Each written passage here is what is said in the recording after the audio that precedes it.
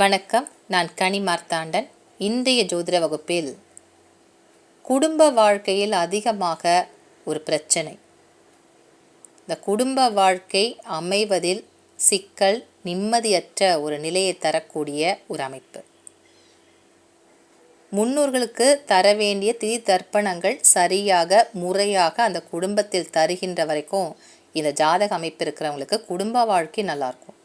எப்பொழுது அந்த குடும்பத்தில் இந்த திதி தர்ப்பணங்கள்லாம் செய்யாமல் விடுகின்றார்களோ அப்பொழுது இந்த ஜாதக அமைப்பு இருக்கவங்களுக்கு குடும்ப வாழ்க்கை ரொம்ப மோசமான விளைவுகளை சந்திக்கும். அது வரைக்கும் திருமண வாழ்க்கை, குடும்ப வாழ்க்கை நல்லாயிருக்கும். எந்த குடும்பத்தில் முன்னோர்கள் அவர்களுக்கு செய்ய வேண்டிய அந்த திதி தர்ப்பணங்களை தவறுகின்றார்களோ, இப்போ நான் சொல்ல போகிற ஜாதக அமைப்பு யாருக்கு இருந்தாலும் அதற்கு பிறகு அவங்களுடைய குடும்ப வாழ்க்கையில் அதிகமான சிக்கலை அவங்க சந்திப்பாங்க. முன்னோர்களுக்கு தர வேண்டிய திதி தர்ப்பணங்களை அந்த குடும்பத்தில் இருக்கக்கூடிய மூத்த ஆண்களை செய்வாங்க. அப்போது அப்பா இருக்காரு, ஒரு ஜாதகம் இருக்கா அப்படின்னு சொன்னால் அந்த தந்தை தான் அந்த முன்னோர்களுக்கு செய்ய வேண்டிய கர்ம காரியங்களை தவறாமல் முறைப்படி வருடந்தோறும் அப்பா தான் தரணும். இப்போ அப்பாவுக்கு வயது முடியாத ஒரு காலகட்டம், இல்லை அப்பா அதை செய்கிறதுக்கு தவறி விடுகின்றார், செய்யாமல் விட்டுடுறாரு அப்படின்னு சொன்னால், இப்போ நான் சொல்லக்கூடிய ஜாதக அமைப்பு இருக்கிறவங்களுக்கு திருமண வாழ்க்கையில் உடனடியாக எதிரொலிக்கும் பிரச்சனைகள் வந்துக்கிட்டே இருக்கும். இந்த சனி என்றாலே கர்மக்காரகன்.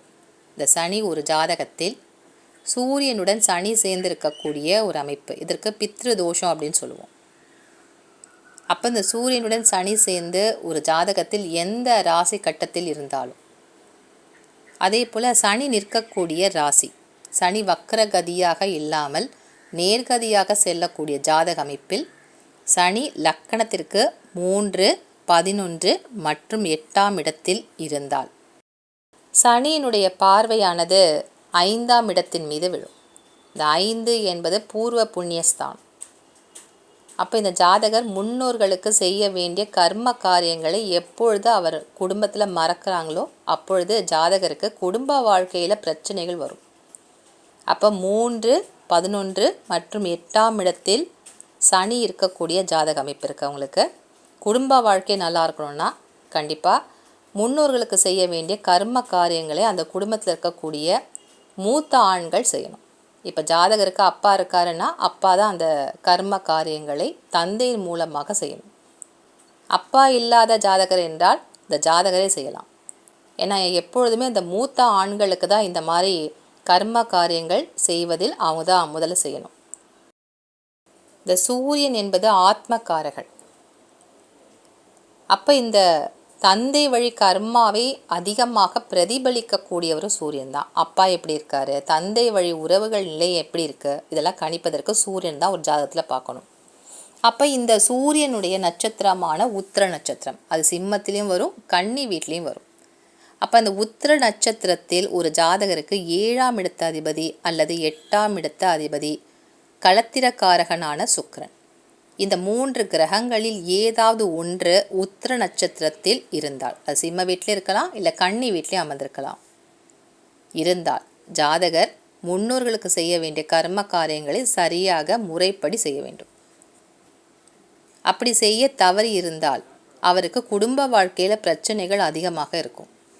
அப்போ உத்திரத்தில் 7ஆம் இடத்த அதிபதி இருக்காரான்னு பாருங்கள், இல்லை 8ஆம் இடத்த அதிபதி. 8ஆம் இடம் என்பது பெண்களுக்கு மாங்கல்ய ஸ்தானம். ஆண் ஜாதகரை பொறுத்த வரைக்கும் அவருக்கு ஆயுள் ஸ்தானமாகவும் களத்திரத்திற்கு குடும்பஸ்தானத்தையும் காட்டும். அப்போது ஒரு ஆண் ஜாதகருக்கு வரக்கூடிய துணையினுடைய குடும்பஸ்தானமாக 8ஆம் இடம் இருக்கும். அப்போ இந்த 7ஆம் இடத்த அதிபதி அல்லது 8ஆம் இடத்த அதிபதி மற்றும் சுக்கிரன், இந்த 3 கிரகங்களில் ஏதாவது ஒன்று உத்திர நட்சத்திர காலில் இருந்தால், நீங்கள் பாதச்சார அட்டவணையில் பார்த்தா தெரிஞ்சுக்கலாம். அப்போ இந்த 3 கிரகங்களில் ஏதோ ஒன்று இந்த உத்திர நட்சத்திர காலில் இருக்குது அப்படின்னு சொன்னால் ஜாதகருக்கு குடும்ப வாழ்க்கையில் ஏதாவது ஒரு பிரிவினை, நிம்மதி இல்லாத நிலை என்பது இருக்கும். அது எப்பொழுது ஏற்படும் அப்படின்னு பார்த்தீங்கன்னா, அந்த முன்னோர்களுக்கு செய்ய வேண்டிய கர்ம காரியங்கள் முறையாக அந்த குடும்பத்தில் செஞ்சுட்டே வரும்போது இந்த ஜாதகருக்கு பிரச்சனைகள்லாம் வராது. உத்திரத்தில் எந்த கிரகங்கள் இருந்தாலும் பிரச்சனைகள் வராது. எப்பொழுது அந்த குடும்பத்தில் இந்த வழக்கங்கள் குறைந்து போகிறதோ, இந்த முன்னோர்களுடைய ஆசீர்வாதத்தை பெற அவங்க தவறி விடுகின்றார்களோ, அப்பொழுதுதான் ஜாதகருக்கு பிரச்சனைகள் ஆரம்பமாகும். அது வரைக்கும் பிரச்சனையே இருக்காது. குடும்ப வாழ்க்கை நிம்மதியாகவே போகும். குடும்பத்தில் செய்ய வேண்டிய வழக்கங்களை எப்பொழுது மாற்றுகின்றார்களோ அப்பொழுதுதான் பிரச்சனைகள் படிப்படியாக இந்த அமைப்பு இருக்கக்கூடிய ஜாதகருக்கு குடும்ப வாழ்க்கையில் சில இழப்புகளை தரும். குடும்ப வாழ்க்கையில் மகிழ்ச்சியை தரக்கூடிய அந்த முன்னோர்களுடைய ஆசீர்வாதம் யாருக்கு குறைகிறதோ அவங்களுக்கு குடும்ப வாழ்க்கையில் சில பிரச்சனைகளை தரும்.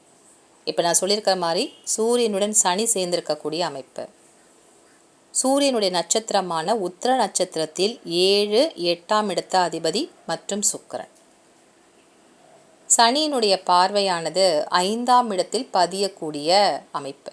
இந்த அமைப்புகளில் யாருக்காவது ஒரு ஜாதகத்தில் இருக்கா அப்படின்னு சொன்னால் முன்னோர்களுடைய ஆசீர்வாதம் மட்டும்தான் அந்த ஜாதகருக்கு குடும்ப வாழ்க்கையை சரியாக நிம்மதியாக கொண்டு செல்லும். இந்த அமைப்பு இருக்கக்கூடியவர்களுக்கு அந்த குடும்பத்தில் வருடந்தோறும் அவங்க செய்யக்கூடிய திதி தர்ப்பணங்கள், சில பழக்க வழக்கங்கள் அவங்க எப்பொழுதுமே வச்சுருப்பாங்க. இது மாதிரி வீட்டிலேயே ஒரு படையல் போட்டு வழிபாடு செய்வது, முன்னோர்களுக்கு செய்ய வேண்டிய கர்ம காரியங்களுக்கு சில கோயிலுக்கு போய் பண்ணுவாங்க, இல்லை வீட்டிலேயே கூட சில விஷயங்கள் செய்வாங்க. இந்த விஷயங்களை எப்பொழுது அவங்க தவறுகின்றார்களோ அப்போ இந்த மாதிரி ஜாதக அமைப்பு இருக்கவங்களுக்கு உடனடியாக குடும்ப வாழ்க்கையில் பிரச்சனை தரும். இன்றைய ஜோதிட வகுப்பில் முன்னோர்களுடைய ஆசீர்வாதத்தை எந்த ஜாதகர் பெறுகின்றாரோ அவருக்கு குடும்ப வாழ்க்கையில் எவ்வளவு பிரச்சனைகள் காத்திருந்தாலும் அந்த பிரச்சனைகள் இல்லாமல் ரொம்ப சந்தோஷமாக வாழ்வார். அது முன்னோருடைய ஆசீர்வாதம் மட்டும்தான் அவளை காப்பாற்றும்.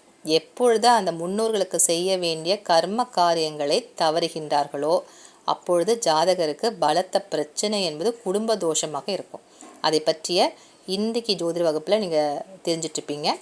மீண்டும் நல்லதொரு பதிவில் உங்களை சந்திக்கின்றேன். நன்றி, வணக்கம்.